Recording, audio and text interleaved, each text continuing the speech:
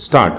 भारतीय खुफिया एजेंसियों और दिल्ली पुलिस के स्पेशल सेल ने 6 आतंकियों को गिरफ्तार कर आतंकी साजिश विफल करने का दावा किया है। स्टॉप। चिंताजनक तथ्य यह है कि इनमें 2 आतंकियों ने पाकिस्तान में उसी जगह प्रशिक्षण प्राप्त किया था, जहां पाकिस्तानी खुफिया एजेंसी ने मुंबई के हमले के लिए अजमल कसाब को तैयार किया था। स्टॉप। साफ है कि पाकिस्तान भारत में फिर से आतंकी हमले के लिए जमीन तैयार कर रहा है। स्टॉप। अफगानिस्तान में तालिबान के सत्ता में आने के बाद पाकिस्तान के हौसले बुलंद हैं। स्टॉप। वह जम्मू कश्मीर से अनुच्छेद 370 और 35A को ख़त्म करने से भी बौखलाया हुआ है और मौका मिलते ही भारत में अस्थिरता पैदा करने की फिराक में है। स्टॉपेरा। भारतीय खुफिया एजेंसियों को गिरफ्तार आतंकियों से मिली सूचनाएं वाकई गंभीर हैं। स्टॉप।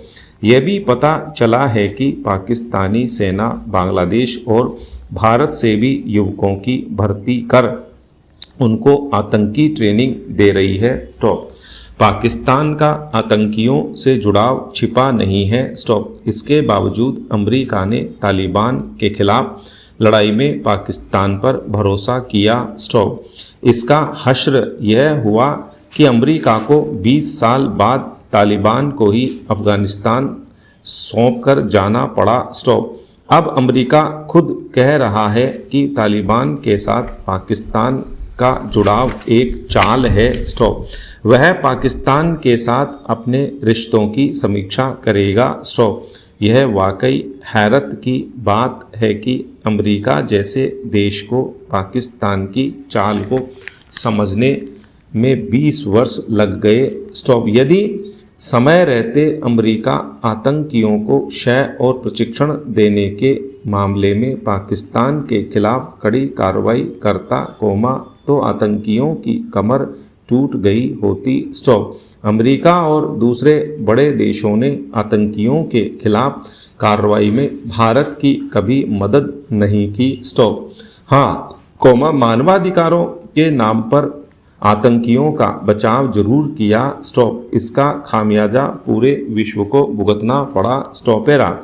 यह साफ हो गया है कि पाकिस्तान आतंकियों को समर्थन और प्रशिक्षण दे रहा है। स्टॉप। अमेरिका तक यह बात मान रहा है कि पाकिस्तान तालिबान और खासकर हक्कानी नेटवर्क को शय दे रहा है, तो विश्व समुदाय को पाकिस्तान पर दबाव बढ़ाना होगा। स्टॉप।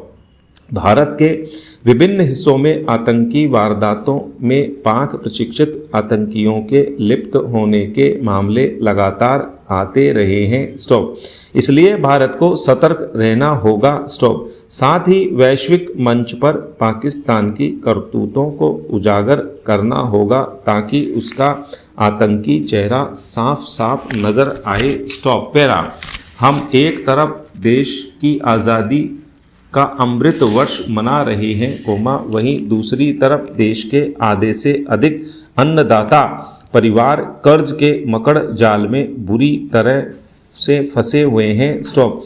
यह सब तो तब है, जब देश और प्रदेशों में होने वाले चुनावों में किसान केंद्र में रहता है। स्टॉप। राजनीतिक दल ऋण माफी के बड़े बड़े वादे करते हैं। स्टॉप। ऋण माफ भी होते हैं। स्टॉप। यह दूसरी बात है कि ऋण माफी का लाभ कितने किसानों को मिल पाता है। स्टॉप। दरअसल ऋण माफी का फायदा संस्थागत ऋण लेने वाले किसानों को ही मिल पाता है। स्टॉप।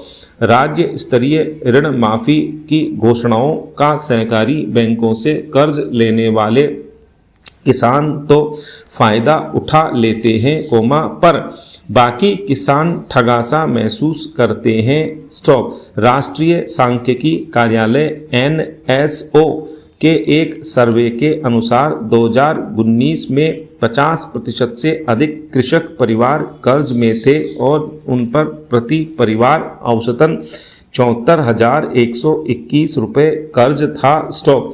यह तथ्य भी चिंतनीय है कि देश के 83.5% किसानों के पास 1 हेक्टेयर से भी कम भूमि है, तो केवल 0.2% काश्तकार ही ऐसे हैं जिनके पास 10 हेक्टेयर से अधिक भूमि है। जहां तक संस्थागत ऋण की बात है, तो आज़ादी के 75 साल होने पर भी 20.5% किसान आज भी पेशेवर सूदखोरों से कर्ज लेने को मजबूर हैं। इसमें कोई दो राय नहीं कि योजनाबद्ध प्रयासों से देश में कृषि उत्पादन में उल्लेखनीय बढ़ोतरी हुई है। यह भी सही है कि आज अन्नदाता की मेहनत का ही परिणाम है कि देश खाद्यान्न के क्षेत्र में आत्मनिर्भर है।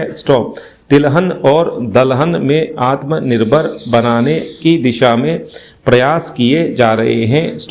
देश के गोदाम खाद्यान्न से भरे हुए हैं।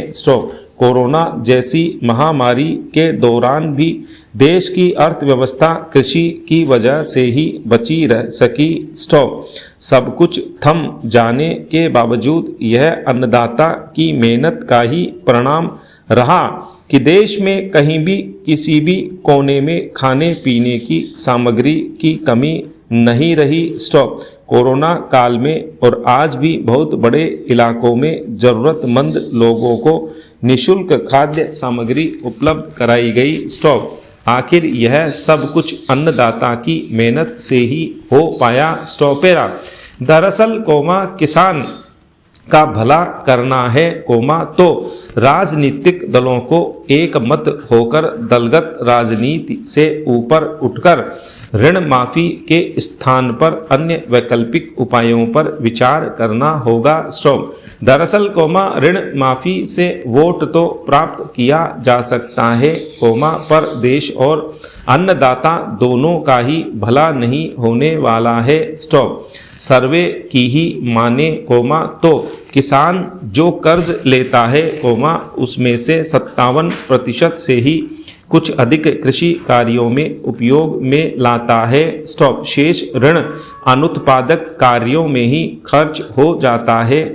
इसलिए सरकारें यदि ऋण माफी के स्थान पर इतनी ही राशि के कृषि आदान अन्नदाता को निःशुल्क उपलब्ध करा दे, तो इसका सीधा लाभ मिलेगा। आदानों खास तौर से बीजों की गुणवत्ता को बनाए रखना होगा। उन्नत व गुणवत्ता युक्त बीज का उपयोग 100% खेत में ही होगा।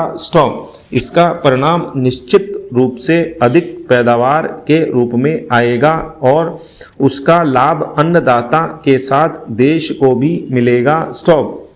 सरकारों को यह सुनिश्चित कर लेना चाहिए कि किसानों को जो भी कुछ देना है, वह खाद, बीज और कीटनाशक के रूप में दे। इससे किसान की जो भी कुछ मिलेगा, उससे अच्छी पैदावार होगी और अधिक उत्पादन होगा।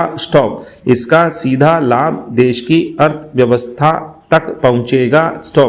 सोने में सुहागा यह कि फसल की खरीद की व्यवस्था मजबूत हो।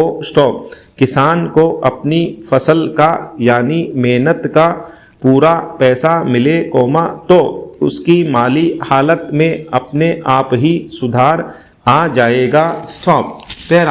राजस्थान सरकार ने प्रदेश के 348 हिंदी माध्यम स्कूलों को अंग्रेजी माध्यम में बदलने का फैसला किया है। प्रथम दृष्टया फैसला अच्छा है, लेकिन जो तथ्य सामने आया है, वह चिंताजनक है। अंग्रेजी माध्यम में बदले जा रहे स्कूलों में से 249 यानी लगभग 3/4 से ज़्यादा बालिका विद्यालय हैं। इसका सीधा असर बालिकाओं की शिक्षा पर पड़ेगा। जिस प्रदेश में पहले से ही बालिका शिक्षा की स्थिति ठीक नहीं है और जहां ड्रॉप आउट होने वाले विद्यार्थियों में ज़्यादा छात्राएं होती हैं, वहां इस तरह के फैसले को कहां तक उचित ठहराया जा सकता है। इस फैसले का साफ अर्थ यह हो गया कि जिन सरकारी बालिका विद्यालयों में अंग्रेजी माध्यम के स्कूल खोले जा रहे हैं, वे स्कूल तो बंद होंगे ही। स्टॉप।